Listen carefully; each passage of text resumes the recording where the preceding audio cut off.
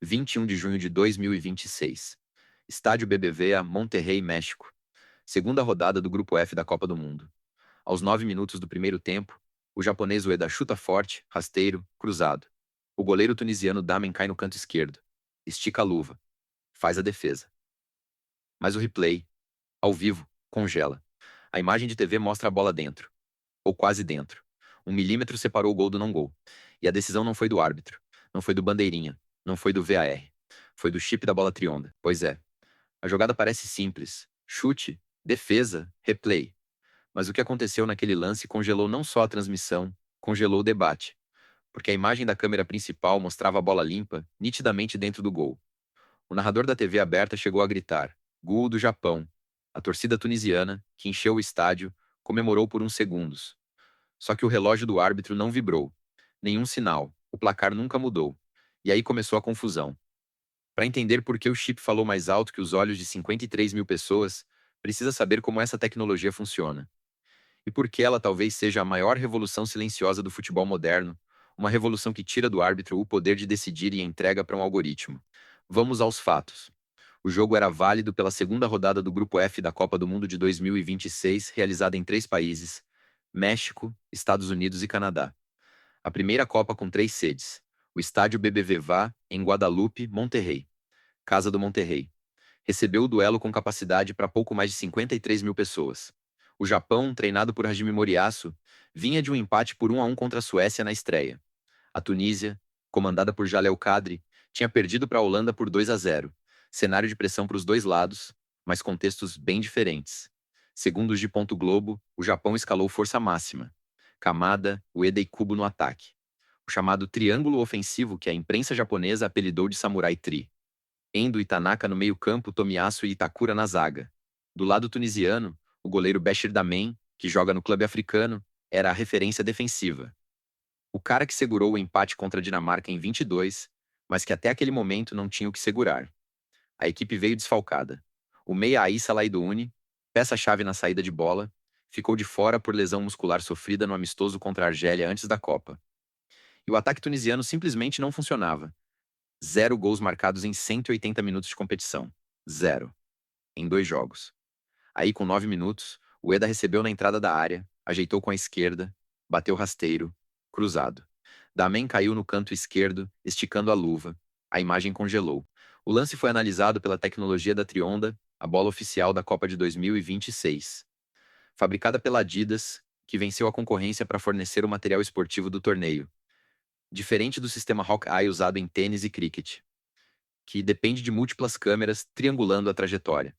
A Trionda tem um chip interno que detecta a posição tridimensional da bola 500 vezes por segundo. 500 vezes.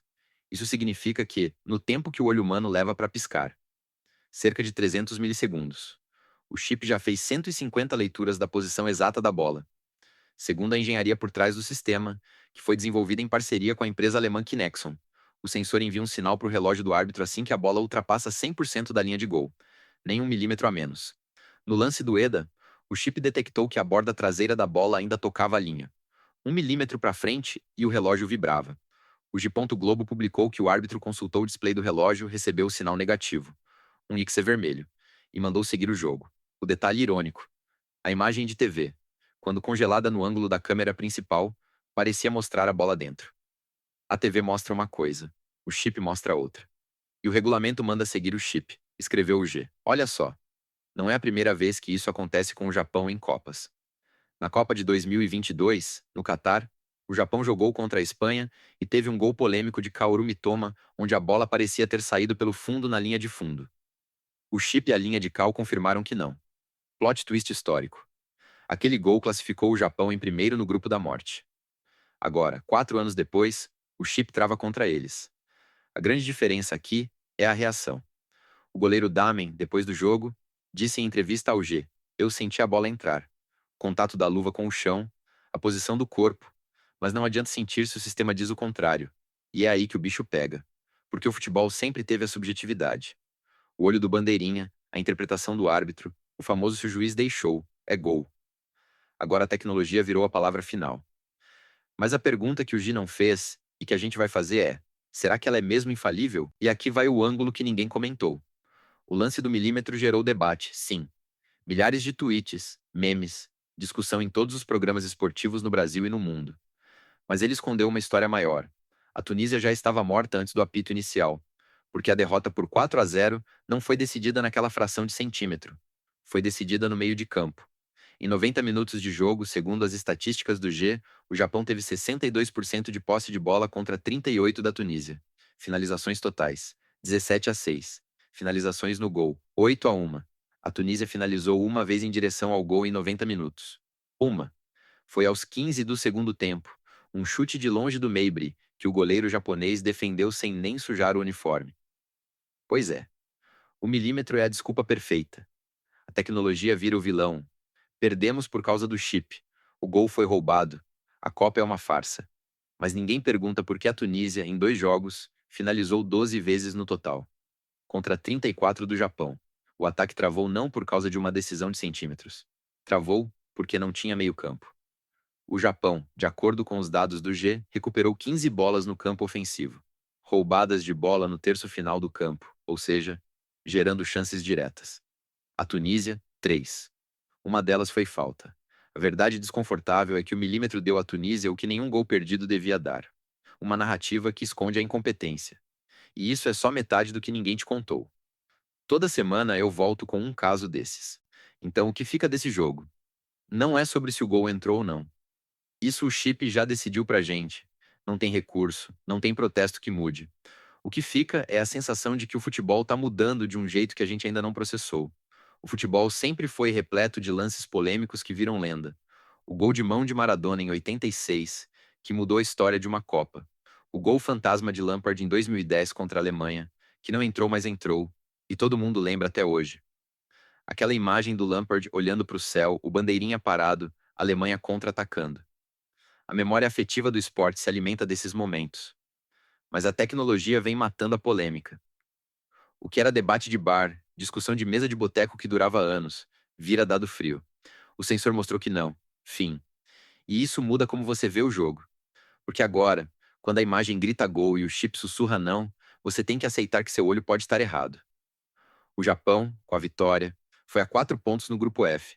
Mesmo saldo que a Holanda, 3 gols pró e um contra. Mas fez um gol a menos que os holandeses, então ocupa o segundo lugar pelos critérios de desempate. A Suécia tem 3 pontos, com uma vitória e uma derrota. A Tunísia 0, eliminada matematicamente com uma rodada de antecedência. Saldo de gols, menos 6. 6 gols tomados, 0 feitos. Olha só, não foi o chip que eliminou a Tunísia. Foram 90 minutos, sem criar uma chance clara de gol. E o milímetro virou a cortina de fumaça perfeita. Então, resumindo, a tecnologia salvou o árbitro de uma decisão impossível. A Tunísia levou 4-0, sem criar uma chance de gol no primeiro tempo. E o milímetro virou a desculpa perfeita para esconder um time que simplesmente não jogou bola. O chip da Trionda decidiu o que o olho humano duvidou. E a dúvida, no futebol moderno, já não existe mais. E você acha que foi gol, a tecnologia tá certa. E o nosso olho que se enganou? Manda nos comentários. Que lance polêmico tu quer que a gente destrinche no próximo vídeo? A gente vai pegar o mais votado. Se gostou dessa análise, clique em inscrever. Toda semana tem um Expresso novo às 18 horas aqui no Recorte Vivo, e cada uma é uma história que ninguém contou direito. Enquanto isso, fica a pergunta: e se no próximo jogo do Japão contra a Holanda, o chip decidir de novo contra a imagem? E a gente tiver que aceitar que o futebol, de uma vez por todas, deixou de ser um esporte de olho e virou um esporte de sensor?